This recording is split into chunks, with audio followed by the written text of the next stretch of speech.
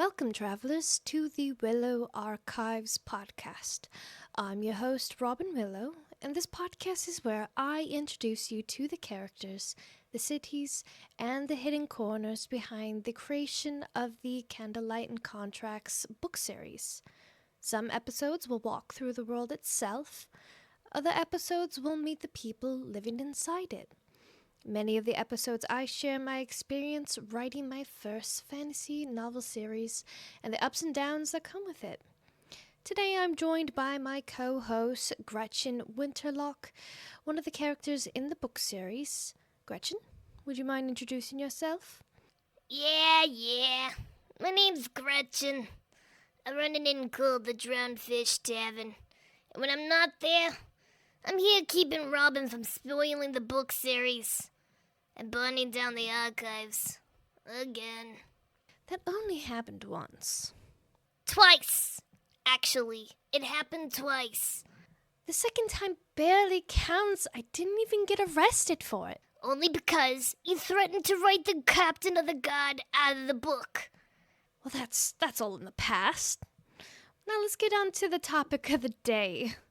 Today we're diving into the world the series takes place in, Arceeya. Now most of the story takes place on the eastern continent that houses the kingdom of Darvasel. Before we go further, there are 3 things you should understand about this world. Magic exists, promises can bind more than words, and the people who control both of those things control almost everything else. So let's start with the first one. Magic exists. Gretchan, again, take it away. If I have to. Yeah, magic exists, alright. Magic users come in different shapes and sizes, but casters fall into 3 main classes. You got your spellcasters that create temporary effects. Things like predicting the weather or battlefield magic like a fireball.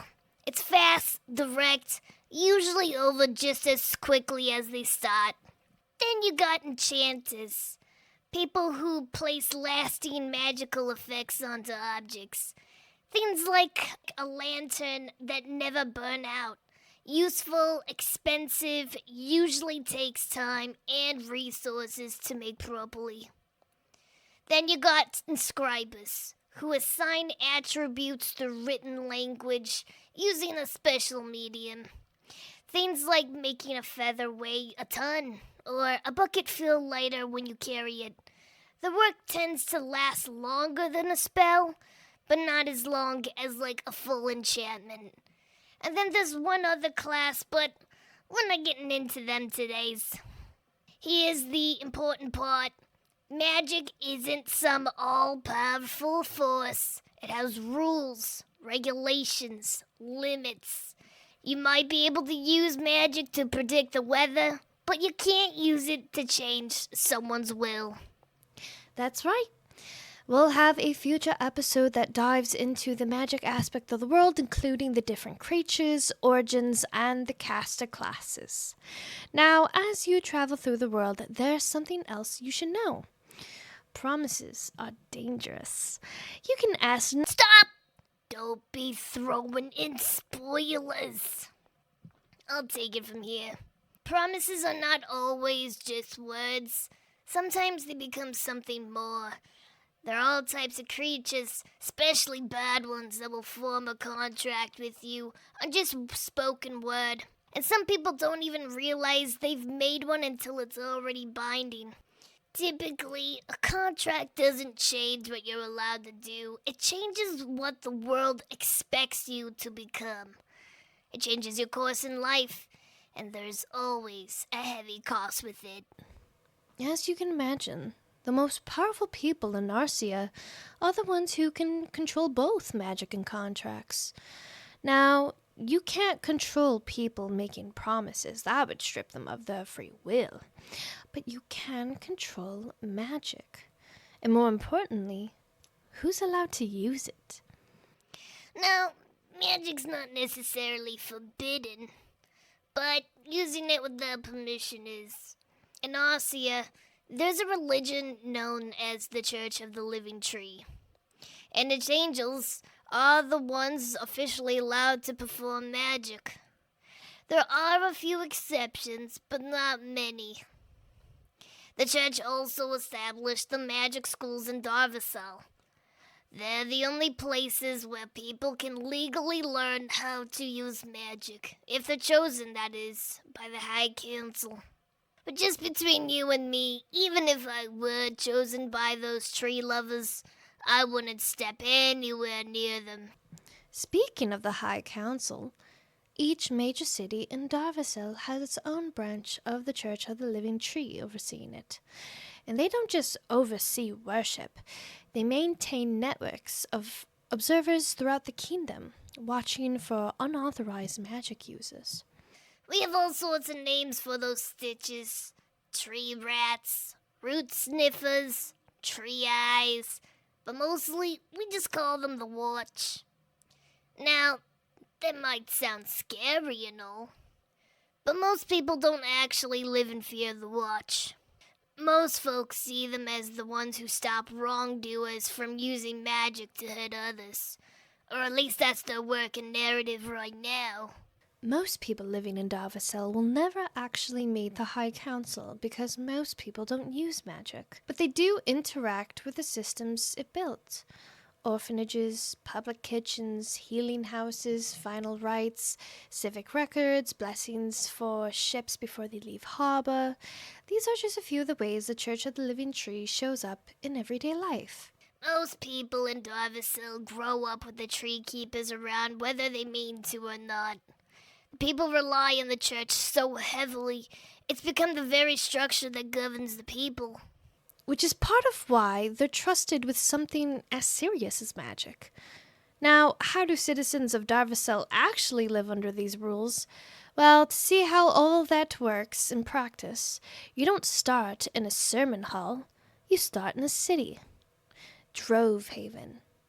Drovehaven is a major port city that sits along the Vein of Verilyn, one of the busiest trade routes in Darvasel.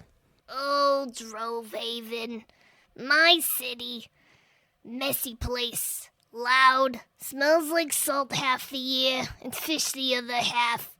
Ships coming and going at all hours. Guild runners shouting over dock bells. Tree keepers blessing cargo before sunrise.